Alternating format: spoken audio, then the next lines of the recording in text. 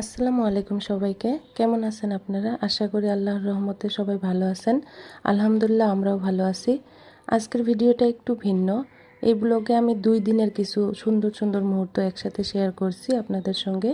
শুরুতে আপনাদের জন্য একটি রেসিপির ছোট্ট ঝলক দেখাচ্ছি। আর ভিডিওর শেষে পুরো রেসিপিটা দেখাবো ইনশাল্লাহ, তাই ভিডিওটি শেষ পর্যন্ত দেখবেন। চলুন আজকের ভিডিওটা শুরু করে দিই তাহলে। আজকে সকাল সকাল উঠে আমি চড়াইগুলোকে আদার দিছিলাম। আদার টাদার দিয়ে তারপর রান্না বান্না করছি, ওসব আর শেয়ার করি নাই। তারপর হাজব্যান্ড এখানে মেয়ের সঙ্গে খাচ্ছে, ভাত খাচ্ছে, খাইয়ে উনি অফিসে চলে গেছে। এখন মেয়েকে একটু খেলতে দিয়ে আমি এখানে কালকের কাপড়গুলো আজকে একটু রোদে দিছিলাম, একটু একটু ভিজা ছিল, তো ওগুলো এখন শুকিয়ে গেছে। এখন ওগুলো আমি গোছাচ্ছি। এখানে ছেলে গেছে এক্সাম দিবার, ওগুলো দেখাই নেই, এক্সাম দিতে গেছে, ওগুলো আর শেয়ার করি নেই, বেশি তাড়াহুড়া ছিল তাই ওসব শেয়ার করতে পারি নাই। তারপর এখানে ওরা চলে যাওয়ার পর আমি ঘরগুলো গুছাচ্ছিলাম, ওগুলাই আপনাদেরকে সামনে শেয়ার করছি। এখানে আমি আনলাটা গুছাচ্ছি, ভাবছি ভালোভাবে আনলাটা গুছাবো। এখন দেখি শুক্রবার করে যদি হাজব্যান্ড বাড়ি থাকে বা ছেলের স্কুল না থাকে তাহলে ওরা নামাজে যায়, তো প্রত্যেক শুক্রবারে তো যেতে পারে না, ব্যস্ত থাকে, তাই তো এই এইগুলো পাঞ্জাবিগুলো জমা হয়ে গেছিলো, তাই ওগুলো আমি সাইড করে রাখছি, কারণ ধুয়ে দিব। তারপর আমি এখানে যে কাপড়গুলো দিয়ে সুন্দরভাবে গুছিয়ে রাখলাম আনলাটা। পরিষ্কার পরিপাটি থাকলে আসলে ভালো লাগে। আনলা তো পরিষ্কার করে রাখা একদম খুব কঠিন, কারণ হাজব্যান্ড কাপড় নেয় আর এমনি রাখে দেয়, বিশেষ করে পাঞ্জাবিটা নামাজ পড়ে এমনি রাখে দেয়, তো সবসময় ঠিক করতে হয়। এখন এই টেবিলটা গুছাচ্ছি। এই মেডিসিনগুলো সবার বেমার আজার ছিল, তো এটা মেয়ের মেডিসিন। এগুলো আমি দেখছি যে কোনগুলা আসলে রাখা যায় আর কোনগুলো রাখা না যায়। যেগুলো রাখা না যায় ওগুলো আমি ফেলাই দিব, তো সেটাই করছি।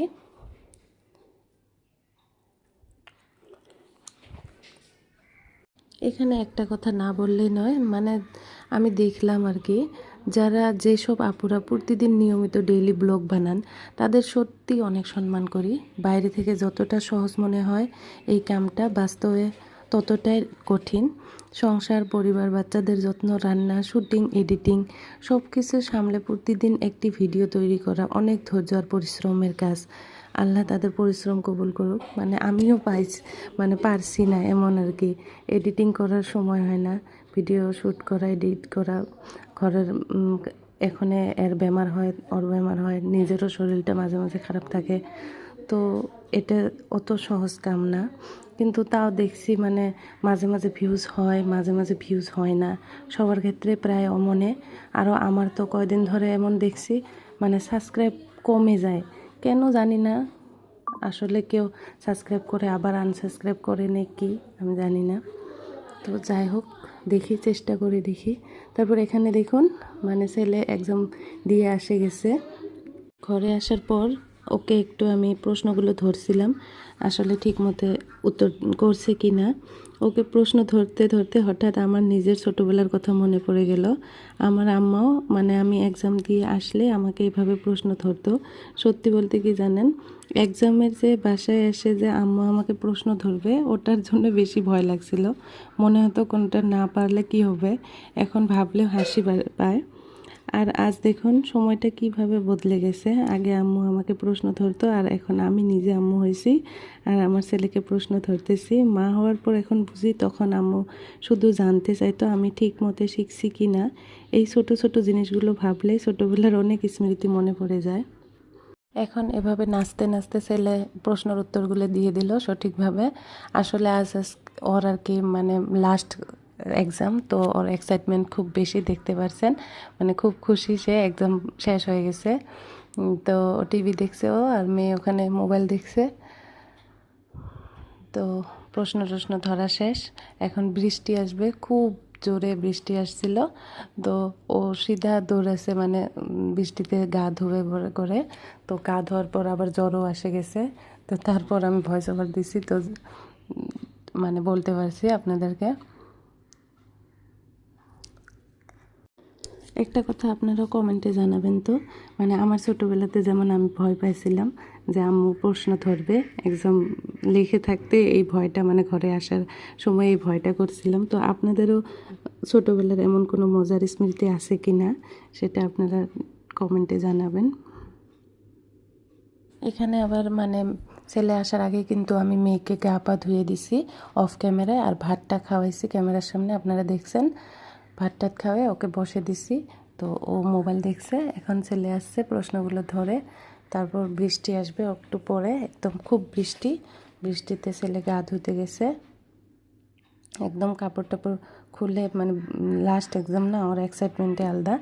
তো ও গা ধুতে গেছিলো। এই দেখুন, এখানে দেখুন চড়াইটাও মানে বাচ্চা সহ আমাদের বারান্দায় আশ্রয় নিছে।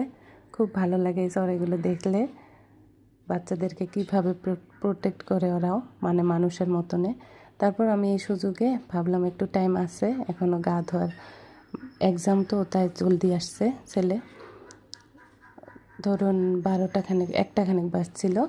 তো আমি ভাবলাম আজকে একটু দেরি হোক, আমি এইটা শোকেসের উপরটা ভালোভাবে ক্লিন করব, তাই মুছে এখানে এই গামছাটা অ্যাসামিস গামছা আমাদের, তো এগুলাতে অত মানে গা মোছা যায় না, এটা সাজে তুলে বেশি ভালো দেখা যায়, মানে গা মুছলে অত পানি যায় না, টাওয়াল দিয়ে গা মুছলে বেশি ভালো হয়। তাই আমি এখানে মানে সাজানো হচ্ছে ওটা দিয়ে আমি বিছে নিছি, পিছে সব পরিপাটি করে রাখবো একটু।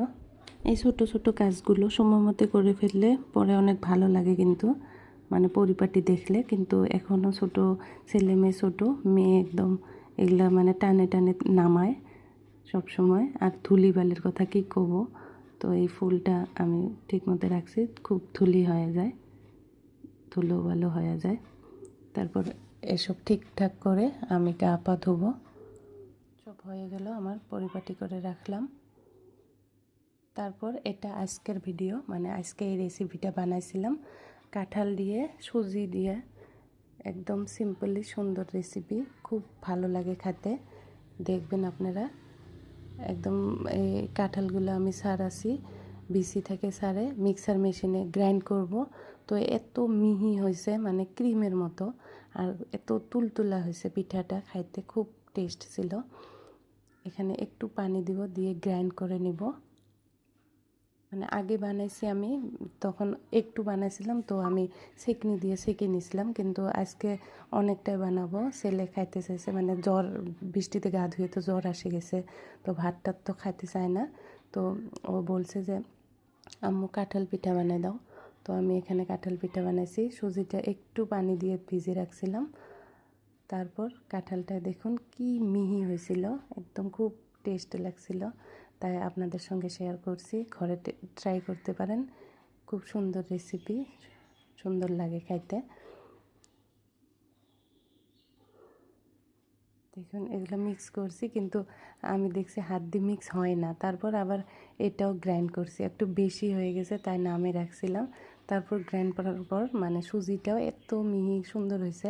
তারপর ভাবলাম একটু চিনি দেই, চিনি দিছি, আর একটু নিমখ দিছি।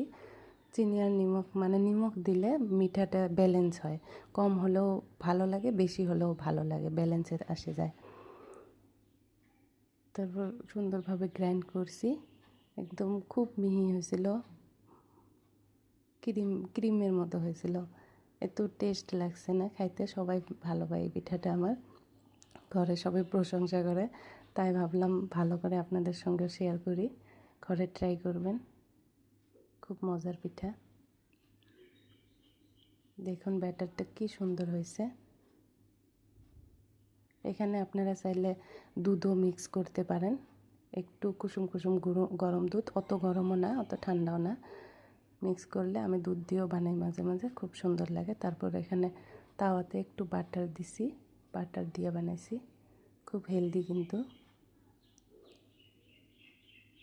কাঁঠাল মানে পাকা কাঁঠাল ফেলে দেওয়ার দরকার নেই, পাকা কাঁঠাল সবাই খাইতে পারে না, তাই এরকম করে রেসিপি মানে পিঠা বানিয়ে দিলে একদম পাতলা হয়েছে। যেমনভাবে ইচ্ছা তেমনভাবে বানাতে পারেন। আপনারা এটা দিয়ে তেলের পিঠাও বানাতে পারেন, অনেকটা তেল দিয়ে ওখানে ফুলকো ফুলকো হবে, ওরকম করেও বানাতে পারেন। আমি আবার এরকম করে বানাইছি, আমার ছেলে মেয়ে এরকমটা বেশি পছন্দ করে, ওটাতে বেশি তেল তেল লাগে থাকে যে, তাই এরকম করে এই যে ওঠে না, তাই আর একটু বাটার দিছি। তো বাটার এটা আপনারা নিজের মতো করে বানাতে পারেন, মানে বাটারের কম বেশি দিতে পারেন। আমি একটু বেশি করে দিছি, বাচ্চারা ভালো পায় তাই। তারপর উঠে গেছে, একদম পাতলা রুটির মতন হয়েছিল, কিন্তু এত সফট, একদম তুলতুলা হয়েছিল। দেখেন আপনারা, খুব সুন্দর হয়েছিল।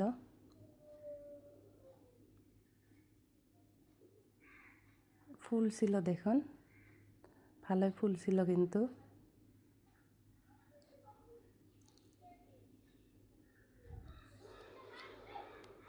কোনো কোনো জিনিসের প্রশংসা আসলে মুখে বলে বোঝাতে পারা যায় না, বোঝানো যায় না, নিজে মানে ফিল না করলে। এই পিঠাটাও এমন, মানে নিজে খাইলে টাচ করলে বোঝা যায় কতটা সফট আর সুন্দর ছিল। মানে এটা আপনারা আটা চাইলে আটা দিয়েও, আটা ময়দা তো খাওয়া ভালো না, আমরা খাই না। আটা দিয়ে খাইতে পারেন বানাই। আমি এখানে সুজি দিয়ে বানাইছি। সুজি দিয়ে মিক্সার মেশিনে গ্রাইন্ড করলে সুজিটাও খুব সফট হয়ে যায়, সাথে চিনিটাও সফট হয়। মানে বাটারটা পুরাটাই সফট ছিল। তো দেখুন একটু একটু ফুলছে, কি সুন্দর হয়েছে পিঠাটা। সবাই খুব ভালো পায় পিঠা।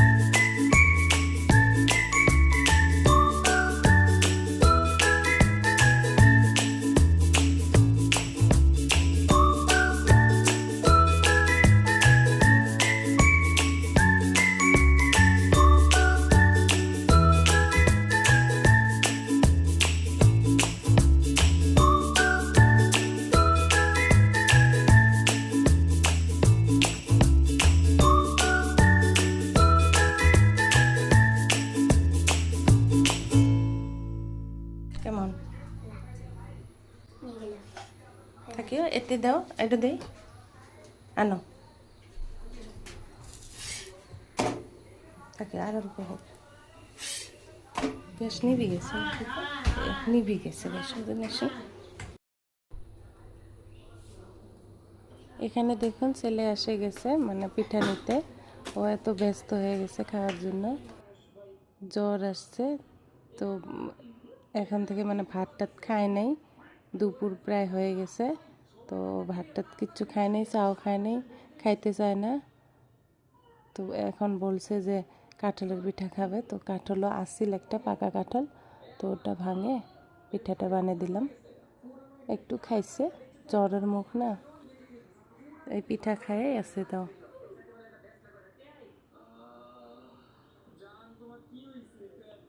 আজকের ভিডিওটা একটু লং হয়েছে, বাট এই রেসিপিটা ফুল দেখাইছি, আপনাদের ভালো লাগবে ভেবে দেখাইছি। আশা করি আপনাদের ভালো লাগবে ভিডিওটা। এমন করে বাটার দিলে আসলে বেশি টেস্ট হয়, তো দিচ্ছি। এই দেখুন ছেলে নিয়ে যাচ্ছে, তারপর আমরা সবাই খাবো মজা করে। আশা করি ভিডিওটা ভালো লাগবে। ভালো লাগলে ভিডিওটাতে একটা লাইক দিবেন। একটা অংশ যদি আপনার ভালো লাগে থাকে প্লিজ একটা লাইক দিয়ে চ্যানেলটাকে সাবস্ক্রাইব করে দেবেন। Thank you. খুদা হাফেজ।